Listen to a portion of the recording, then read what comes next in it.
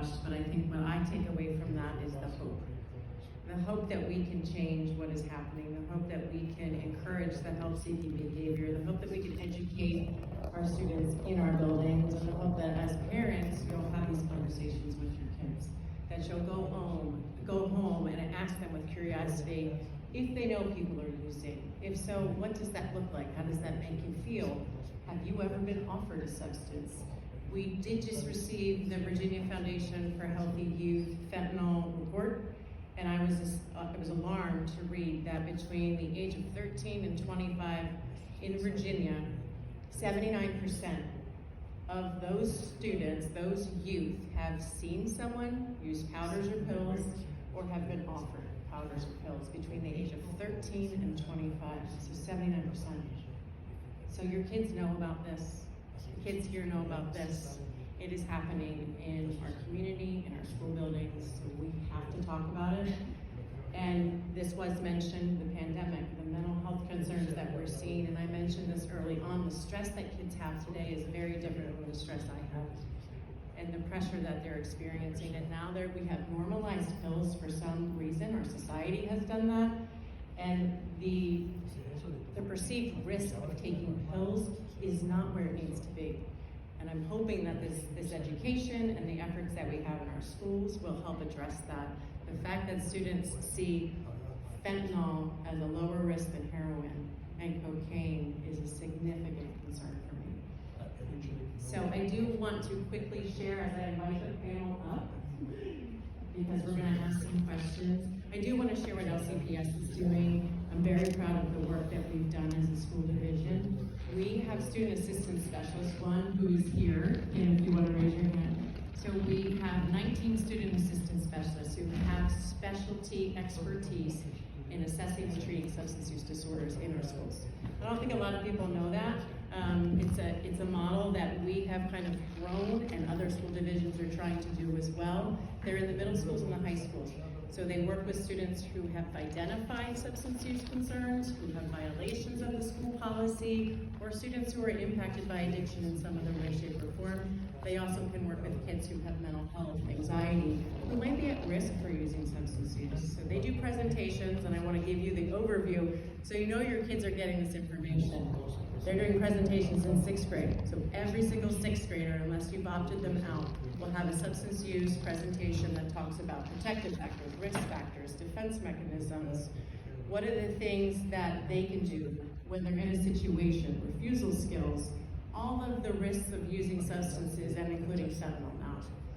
We also have 8th grade presentations as well for every single 8th grader.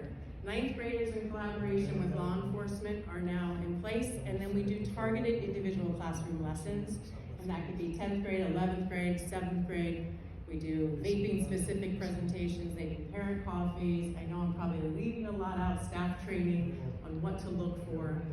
So there's a lot of things that are happening with our student assistance specialists. They'll do groups, as I said, and then they're part of our crisis response and our unified mental health teams. Someone else here already asked, what's the earliest point that kids are hearing about drugs?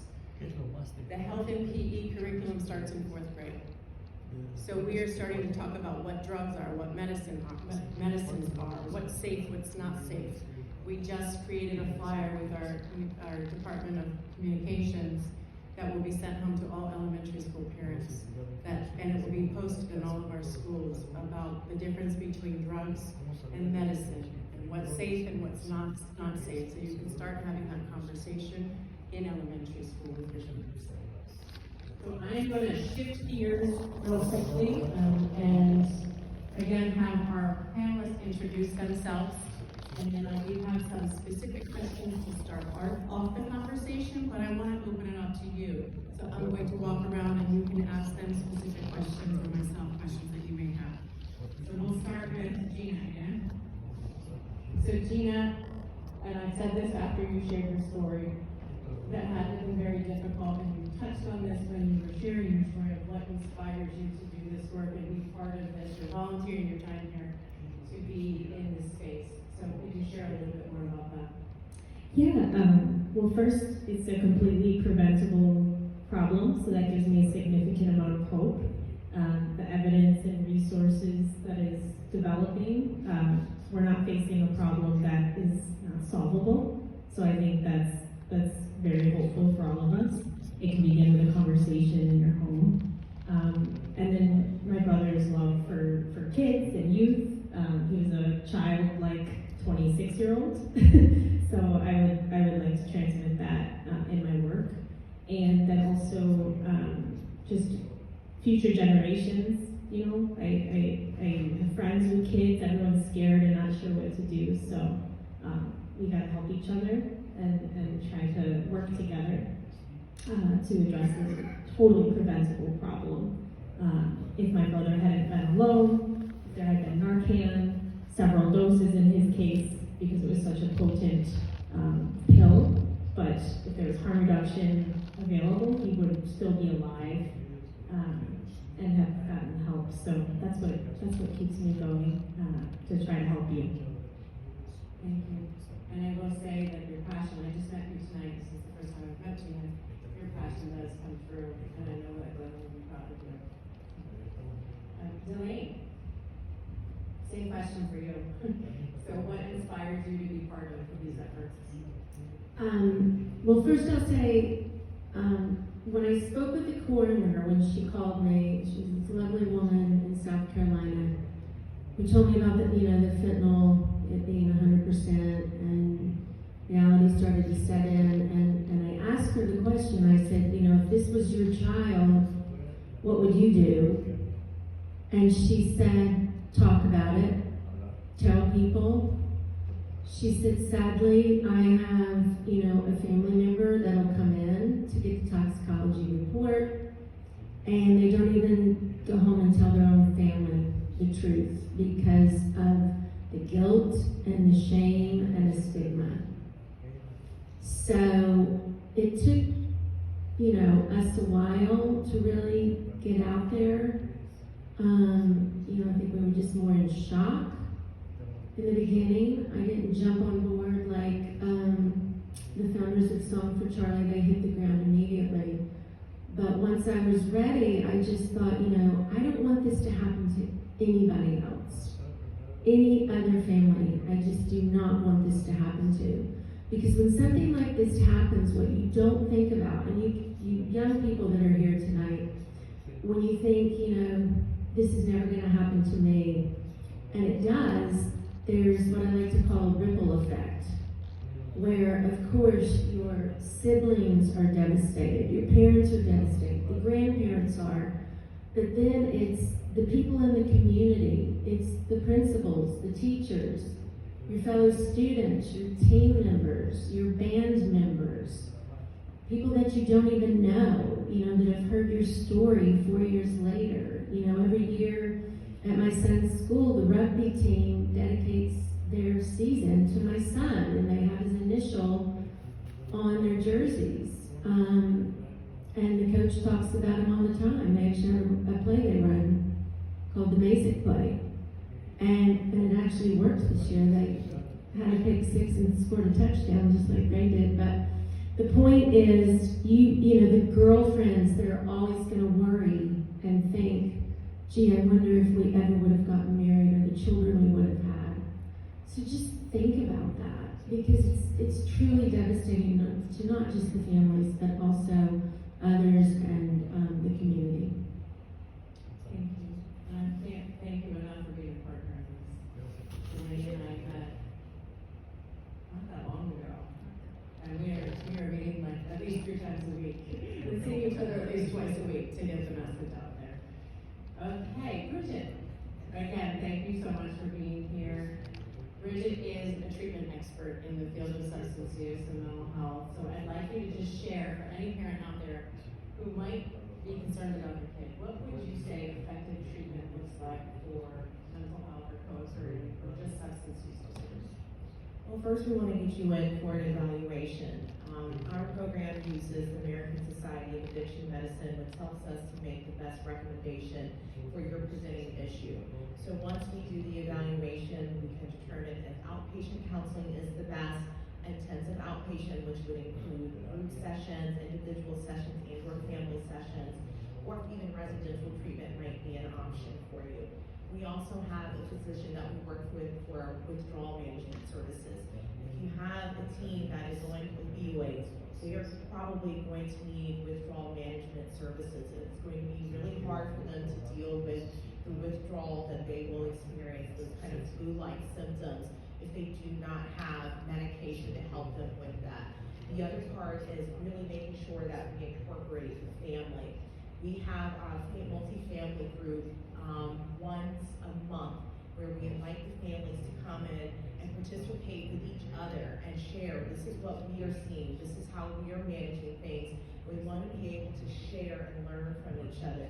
But the first thing is if you suspect something is going on, take your child to a behavioral health center or clinic and get them evaluated so you can see what would be the best effective strategies for them. You're going to take them to a treatment center that has evidence-based strategies, one that there is research to support what they're doing. So it's just not talking, it's developing a treatment plan, and it's talking about goals and objectives we're going to meet, and we're going to look at progression and be continuously evaluating. So as soon as you notice, get them in to see somebody. Thank you. And if you're not sure if you want to take them to see somebody and you just want to consult with someone, I would say reach out to the school, to the student assistant specialist, and just say, hey, I'm not sure what's going on. Do you think there's something I should be looking into? And I always say trust your gut. If something seems off, there's something probably off, but they can help navigate. They can pull your child without saying you even made that phone call. And they can say, I'm this resource in the school, here are some of the things that I offer. Do you want to meet with me? Do you want to just check in with me? Every student that has a violation or the alcohol or drug policy, whether they want to or not, the student assistant specialist is following them until they graduate. So even if it's a 5-minute check-in, they're keeping eyes on them, they're checking in with them, offering services at a voluntary level. I do have one more question for you, I'm going to surprise you with it. So how many youth right now are in active treatment, approximately, from Loudoun County Public Schools? Right now we have over 100 kids in our program. And we've had kids circulate a couple of times in our program. And so I encourage or ask parents to make sure they understand that this can be a long-term process, especially when you're dealing with the opioids. You can have a child that goes into residential treatment several times before they really get to that part where they are sober and abstinent and really working on their recovery plan. So right now we have our groups for our adolescents are full. We have adolescents all day long, every day. And so it's great that the families are reaching out, but it also shows that we are in significant need for more services in Loudoun County, especially vets. We really are looking at residential treatment center as our next alternative as well. That's here. We need somewhere where our parents can get to their kids and participate in the treatment that is residential. Thank you. Lieutenant Safford, so they talked about those M30s, we talked about Xanbars, we talked about Adderall. What are we seeing here in Loudoun for the most part? When we talk about opiates, we're talking about the blue M30 pills. If I call them perks or oxys or something like that. We've seen a progression over the years of how fentanyl came into the country and Loudoun County, but now, heroin is a thing of the past pretty much. We're not seeing a lot of heroin at all. Everybody is seeking fentanyl. Unfortunately, with that, the progression in drug trends, we've also seen the age of our drug users drop significantly, as you saw by the stats, which is very concerning. And as a follow-up, they mentioned the Good Samaritan law. I think we need to emphasize that a little bit more for our audience. What does that mean? Yeah, so if you're around somebody that's experiencing an overdose, or you yourself are experiencing an overdose, and you can call 911, you can do that. And what that means is we will respond, fire and rescue will respond, and they will perform life-saving measures on you. You will not be able to be charged with possession of the drug, if that makes any sense. So you are immune from prosecution from those drugs. So if there's drugs all around the person that overdosed and you call for your friend and they show up, we can't charge you or the person that overdosed with the possession of the drug. Okay, thank you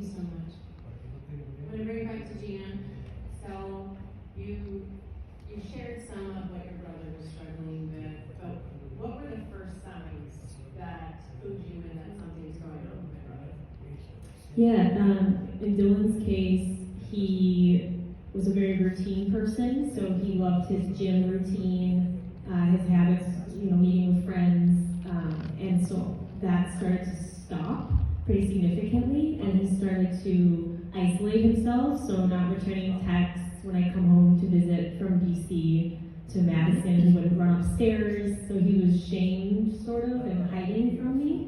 And my family. He didn't want to be close to us, which is very not on trend with who he was as a person. Interestingly enough, the week he was about to pass, when he realized that he was struggling with his Xanax addiction, unknowingly in his Xanax that he was using, there was probably fentanyl, which was leading to his overdose. But he didn't know this at the time. So he didn't know what he was taking because he was purchasing it online, and you don't know what's in your supply, as we've seen tonight. He was calling me constantly that week. I think I received 100 calls from my brother the week he died because he was seeking help. So if I could go back as a sibling, if you have siblings or best friends, or a girlfriend, I would watch and say, is this person like changing their behaviors? And what can I do to respond to that change? If they're feeling really close to me, there's probably a reason. It's a cry for help, which I wish I had known because I had never heard of fentanyl before until I received the toxicology report and Googled it. I think another good point to make is that the signs of mental health concerns and the signs of substance use are exactly the same.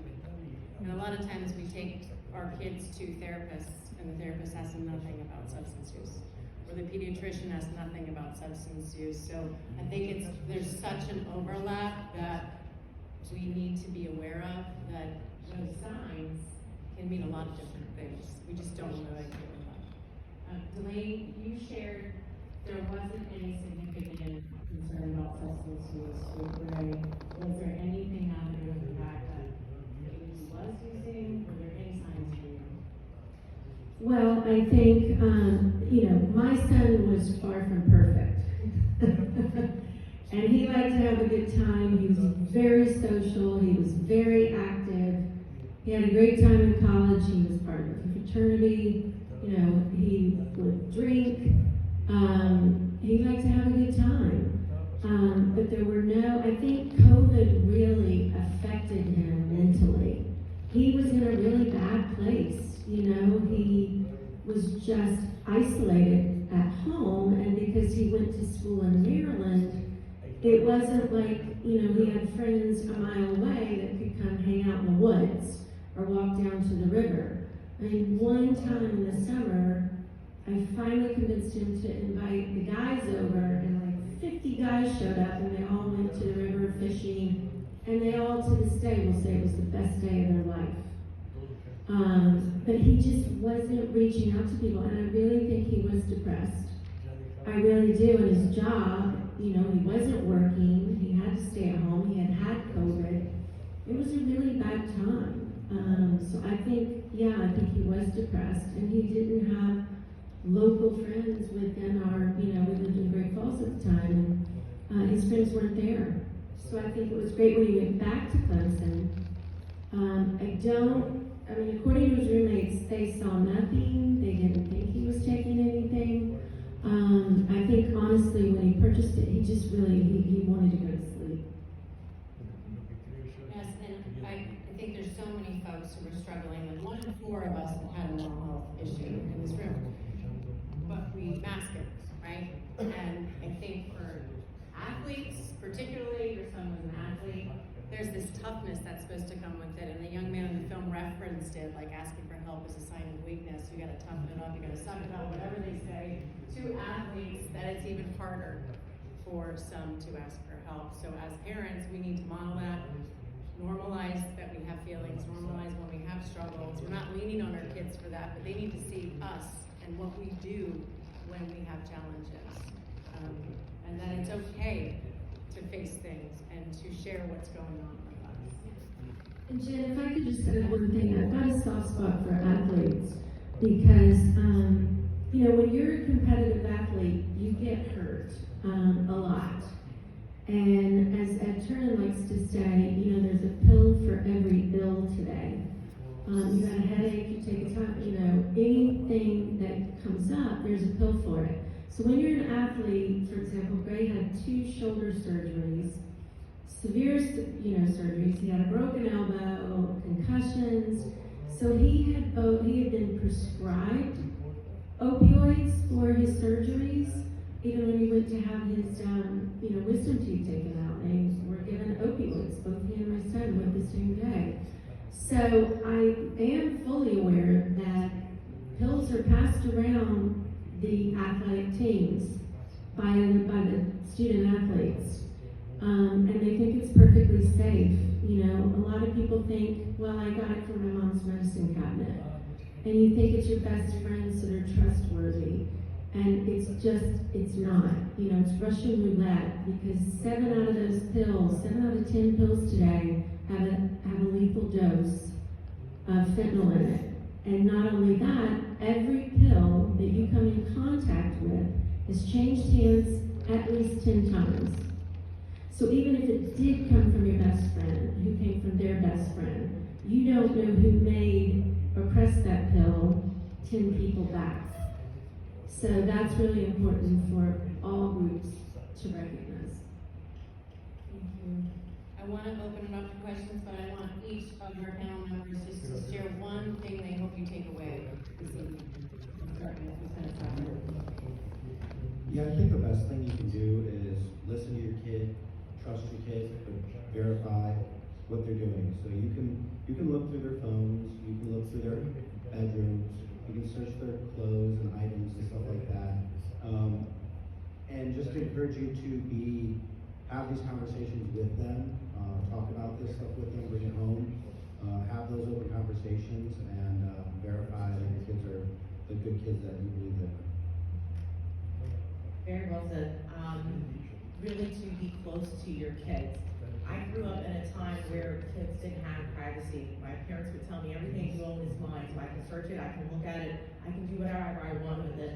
So I agree, you have to be overly involved in what's going on with your children. You should be talking to them every day about their stressors, how's your class, how are your friends, who are you hanging out with, and knowing these people's parents too. So be overly involved, ask the questions, and you know, a lot of this is also giving them limits and consequences. And so if your kids are doing things that you're concerned about, making sure that you're following up, talking to them about why there's a consequence for this and setting those limits as well. But really be as close as possible to your children.